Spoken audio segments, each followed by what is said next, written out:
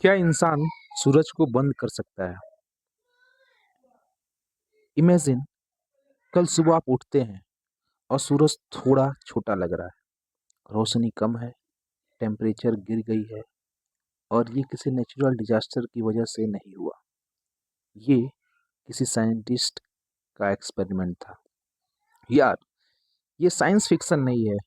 आज के वीडियो में हम बात करेंगे एक ऐसी टेक्नोलॉजी जो कि ऑलरेडी सीक्रेटली टेस्ट हो रही है दुनिया के ऊपर, बिना हमारे और आपके परमिशन मांगे।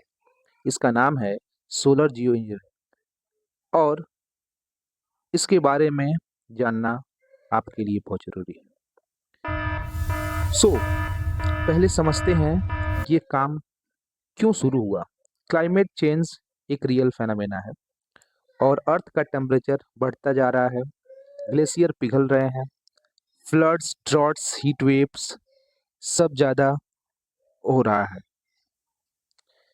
तो साइंटिस्ट ने सोचने लगे कि अगर हम CO2 नहीं रोक सकते तो क्या हम सूरज की एनर्जी को थोड़ा कम कर सकते हैं। और यहाँ से जन्म हुआ सोलर जियो इंजीनियरिंग का। बेसिकली सूरज की रेस को स्पेस में वापस रिफ्लेक्ट कर दो। कैसे? तो वोल्केनो से इंस्पिरेशन लिया। जब 1991 में माउंट पिनाटुबो फिलीपींस में फटा, उसने इतनी डस्ट एटमॉस्फेयर में फेंका कि पूरी अर्थ का टेम्परेचर लगभग 0.5 डिग्री सेल्सियस गिर गया, एक पूरे साल। अब यहाँ आते हैं वो हिस्सा जिसके बारे में मेन स्ट्रीम मीडिया ज़्यादा बात नहीं करता। ये एक्सपेरिमेंट ऑलरेडी हो चुका है।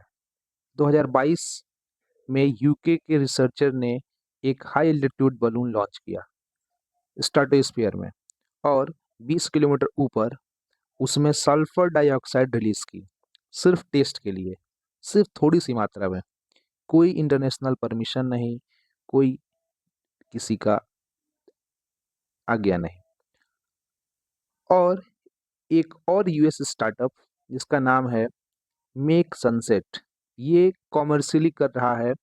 वो वेदर बलून में सल्फर डाइऑक्साइड भर के उड़ा देता है और कंपनी को कूलिंग क्रेडिट्स बेचता है, बिल्कुल उसी तरह जैसे कार्बन क्रेडिट्स बेचते हैं, बट सूरज को डीम करके।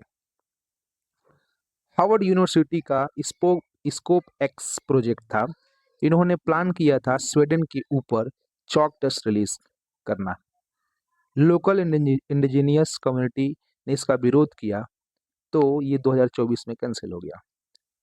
और यूके गवर्नमेंट ने लगभग इंडियन रुपीज में 600 करोड़ फंड इस प्रोजेक्ट के ऊपर इन्वेस्ट किया है। तो सवाल ये है, ये फैसला कौन ले रहा है? आपसे किसी ने पूछा? मुझसे किसी ने पूछा? नहीं पूछा। अब सुनिए ध्यान से। ये टेक्नोलॉजी अगर काम करे भी तो इसके साइड इफेक्ट्स क्या हैं? बहुत है। पहला, ओजोन लेयर। तो वही ओजोन लेयर जो हम ह्यूमन को बचाता है, सल्फर डाइऑक्साइड पार्टिकल से ओजोन लेयर डैमेज होंगे और ह्यूमन के ऊपर आएंगे अल्ट्रा वायलेंट रेज। दूसरा, मॉनसून डिसरप्शन। साइंटिस्ट ने स्टिमुलेट किया है कि अगर नॉर्दर्न हेमिस्फीयर में ये किया गया तो इंडिया, अफ्रीका, साउथ अमेरिका के मानसून पैटर्न बदल सकते हैं। मतलब ये हुआ कि किसी की बारिश रुकेगी, किसी की बारिश रुकेगी ही नहीं। इंडिया की इकोनॉमी एग्रीकल्चर पर डिपेंड करती है। अगर मानसून डिस्टर्ब हुआ तो लगभग 1.4 बिलियन लोगों को डायरेक्ट असर पड़ेगा। और ये फैसला किसी अमेरिकन कंपनी या यूरोपियन कंट्री ने लिया, तो सोचिए क्या होगा। तीसरा है एसिड रेन, जो कि सल्फर डाइऑक्साइड बारिश के साथ गिर के एसिड रेन बन सकती है। क्रॉप, फॉरेस्ट, रिवर सब इफेक्ट होंगे। और चौथा जो कि बहुत ही खतरनाक है, टर्मिनेशन शॉक। ये सबसे डेंजरस कॉन्सेप्ट इसलिए है क्योंकि मान लो ये प्रोग्राम शुरू हो गया और 20 साल बाद किसी ने फंडिंग बंद कर दी या वॉर हो गई, तो सडनली ये पार्टिकल एटमॉस्फेयर से हट जाएंगे, टेम्परेचर एक झटके में इतना बढ़ेगा कि कोई भी स्पीशीज एडॉप्ट नहीं कर पाएगी। तो कह सकते हैं कि ये वो ऐसा ड्रग है जो एक बार लेना शुरू करो तो बाद में बंद करना भी खतरा बन सकता है। और फेयर रहना भी जरूरी है, इसलिए हम कुछ बात इसके एक और पॉइंट ऑफ व्यू से करेंगे। कुछ सीरियस साइंटिस्ट इस रिसर्च के सपोर्ट में खड़े हैं। उनके पास कुछ रीजंस हैं और रीजन ये है कि आईपीसीसी यानी वर्ल्ड की टॉप क्लाइमेट बॉडी कहती है कि ये टेक्नोलॉजी थ्योरेटिकली वार्मिंग को 1.5 डिग्री सेल्सियस के नीचे रख सकती है। अगर CO2 एमिशन नहीं रुके तो ये एक इमरजेंसी बैकअप प्लान हो सकता है। कुछ पैसिफिक आइलैंड नेशन जो समुंदर में डूब रहे हैं इस रिसर्च की वजह से बच सकते हैं, और ये लोग उसके समर्थक में भी है। विरोध क्या है कि यह एक टेम्पोररी फिक्स है। ओरिजिनल प्रॉब्लम जो कि CO2 बढ़ रही है वो वैसे की वैसे ही है, और ये एक ऐसी टेक्नोलॉजी है जिसमें एक देश का फैसला पूरी दुनिया को अफेक्ट कर सकता है। कोई इंटरनेशनल लॉ नहीं है इसके लिए, कोई गवर्नेंस नहीं है, तो दिक्कत है। तो सूरज एक ग्लोबल रिसोर्सेज है, उसे डीम करने का फैसला सिर्फ एक कंपनी या एक देश क्यों ले, और सूरज को डीम करने का फैसला क्यों ले, ये भी सबसे बड़ी बात है। ये पूरी मानव जाति के लिए सवाल है।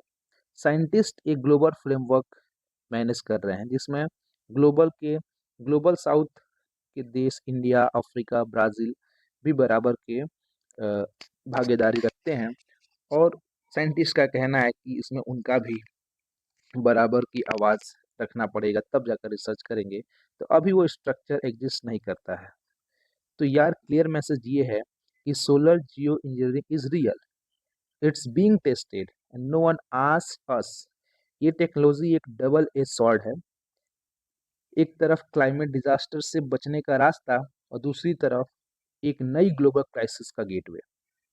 सबसे इम्पोर्टेंट चीज ये है कि हम स्टूडेंट, सिटीजन्स, वोटर्स इन्फॉर्म रहें, क्योंकि ये फैसले बोर्ड रूम्स और लैब्स में हो रहे हैं, और उनका असर हमारी खेतियाँ, हमारी बारिश, हमारे ह्यूमन फ्यूचर्स पे अफेक्ट करेंगे।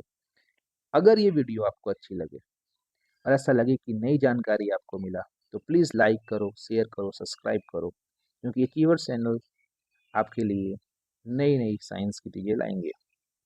Please share, subscribe and comment में बताइए क्या इंडिया को एक्सपेरिमेंट का हिस्सा होना चाहिए, हाँ या ना।